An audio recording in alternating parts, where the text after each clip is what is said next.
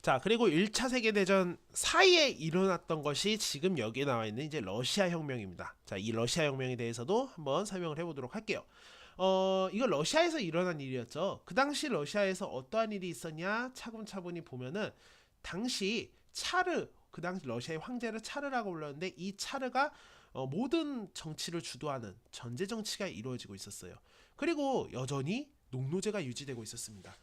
당시 서유럽 쪽이 이미 전제 정치도 없어지게 됐고 농노제는 뭐 예전부터 사라진 상황에서도 여전히 뒤떨어진 그런 상황이었다는 거죠. 그러다 보니까 또 상공업 발전도 서유럽에 비해서 굉장히 뒤처지게 되는 거였습니다. 그래서 이 러시아가 다른 서유럽 국가들과 했던 전쟁에서 패배를 하게 됐는데요. 그래서 그 이후에 이제 러시아도 서유럽을 따라가기 위해서 농노 해방령을 발표해서 농노를 없애고 산업화를 추진하려고 했습니다. 하지만 성과가 굉장히 미비했었습니다. 그러다가 이제 답답했던 일부 지식인과 학생들이 이러한 개혁을 외치면서 사회주의 정당을 결성하게 됩니다. 이러한 상황 하에서 어떠한 일이 있었냐?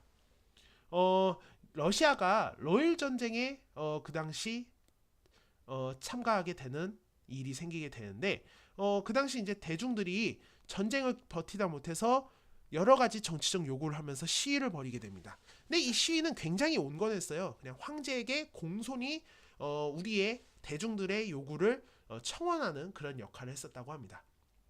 근데 그러한 시위에 대해서 공손한 요구에 대해서 러시아의 차 황제는 어떤 일을 벌였냐?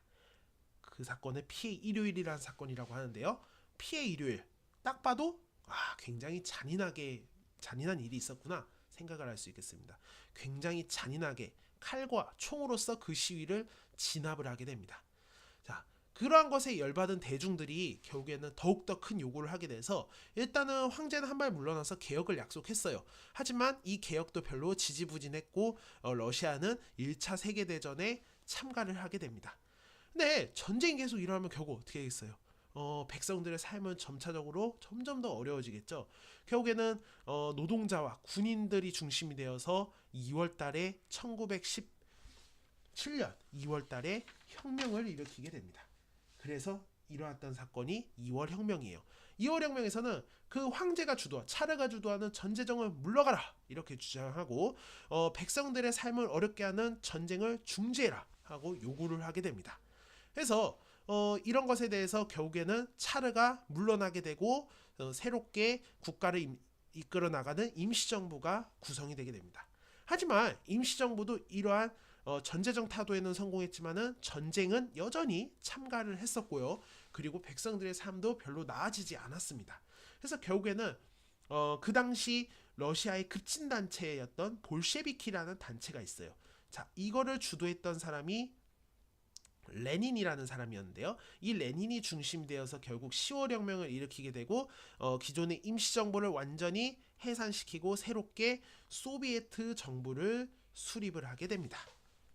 자, 이렇게 집권한 레닌은 이제 가장 큰 문제는 빨리 전쟁을 중단해야 되고 또 국가의 경제를 재건해야 되는 문제가 있었어요. 그래서 전쟁 중단하고 그리고 토지와 산업을 완전히 국유화를 해서 어떻게든 경제를 개선하려고 노력을 했습니다. 근데 이것이 너무 급진적이었던 거예요. 너무 빨리 추진되다 보니까 오히려 백성들의 그 국민들의 불만이 점점 더 커지게 된 거죠. 경제 상황이 점점 더 악화되기 시작합니다. 그래서 이제 어떻게 했냐? 그러면 그런 일반 사람들이 여러 가지 상업이나 공업 등에 참여하고 그 사람들이 나름대로 참여하게 되면은 그 이익을 얻을 수 있는 그런 것이 어떻게 보면은 투자하면 얻는다 하는 게 자본주의의 요소거든요.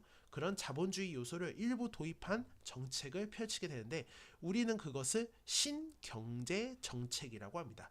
그래서 이러한 신경제 정책을 통해서 경제 상황을 안정시키려고 노력을 하게 됩니다.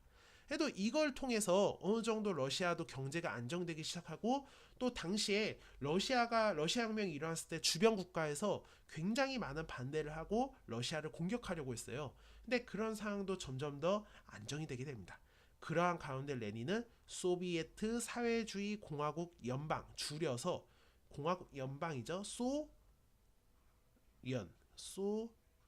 련의 우리가 흔히 듣는 소련이 이때 수립이 되게 됩니다. 자, 수업 시간에 봐요. 이만 마치겠습니다.